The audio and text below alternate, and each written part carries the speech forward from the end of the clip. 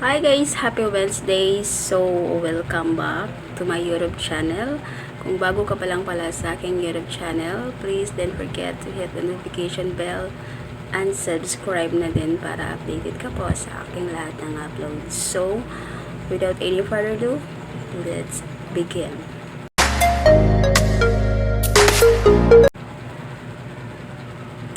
Okay, for today's video, isi-share ko lang po sa inyo kung paano ako na-approve sa aking maternity benefit for ectopic pregnancy. Yes, for ectopic pregnancy, final ko kasi siya kasi kahit na maliit lang, kasi may na tayong mga hulog last past years, hindi natin nahulugan ng maayos. So, kahit maliit lang para sa akin is malaking tulong na rin kasi dahil wala akong trabaho. So, final ko siya sa SSS 2 times. No, first attempt denied dahil may discrepancy lang sa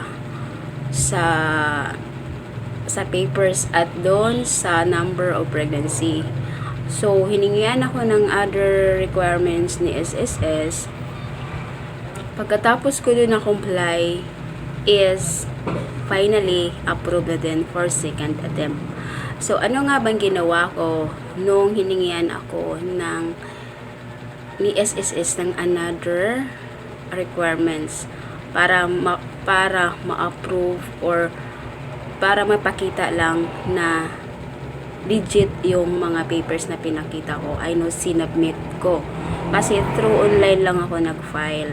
So, ang first attempt ko, ang final ko is pregnancy test, serum test yun ha, serum test. Pasok siya, tapos second is medical records. Yun, yung medical records niya. Tapos pangatlo is yung aking medical certificate, which is nakadetalye doon kung anong date na ruptured ang aking pagbubuntis. No? So, yung tatlong yun. So, kaya siya na-denied kasi may mali lang akong na-encode doon sa number of pregnancy. That's why, ang kinalabasan niya is rejected. So, hiningian ako another ni SSS na another requirements para check nila kung talagang totoo. Kaya yun, nag-comply ako. Finally, approve na po ang aking maternity SSS claim. So, yun na nga. Ano nga ba ang binigay kong follow-up requirements sa SSS? So, ang ginawa ko is explanation letter. Yeah, through explanation letter, naka-details doon, detalyado doon lahat kung bakit may number of discrepancy. So, dahil lang doon sa explanation letter ko, na-approve ako. Of course naman din kasi, totoo din naman yung lahat ng sinabi ko doon, which is mali naman talaga yung encode ko kasi sa MedCert, hindi ko naman kasi maintindihan kung ano yung ibig sabihin ng G3P2. So, kaya nilagay ko lang doon, yun lang talagang pagkakaintindi ko. So, kasi first time ko kasing mag-claim talaga ng maternity benefit. Kahit na SSS member ako ng ilang taon, no? So, kasi naka ilang months na ba ako sa aking SSS? 66 months. I know, hindi 66 months. Nakalimutan ko kung ilan na yun. Nakalimutan ko matingnan sa aking number of contributions. So, gaya ng sinabi ko, explanation letter lang ang nakapagpa-approve ng aking maternity SSS. So, kung gumawa din kayo ng explanation letter, make sure lang na malinis at detalyado na maiintindihan din ni SSS processor.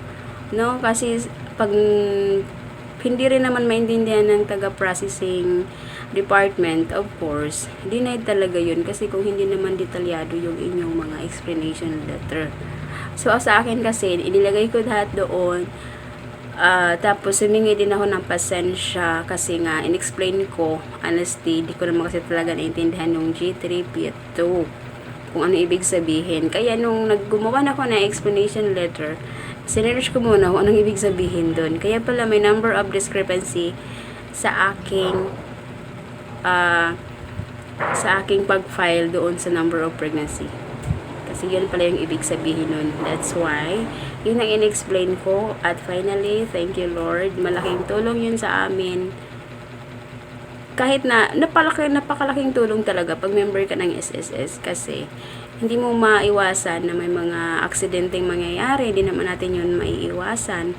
So, andyan naman si SSS at si PhilHealth. Si PhilHealth naman, kahit naman hindi tayo nakakakuha ng kagaya ng SSS na through cash talaga pag may mga benefits, pero malaking tulong na rin yan, no? So sa SSS, thank you so much. Hindi siguro kung continue lang yung aking paghulog sa aking monthly contribution, mas malaki siguro. Yan lang, daghang salamat.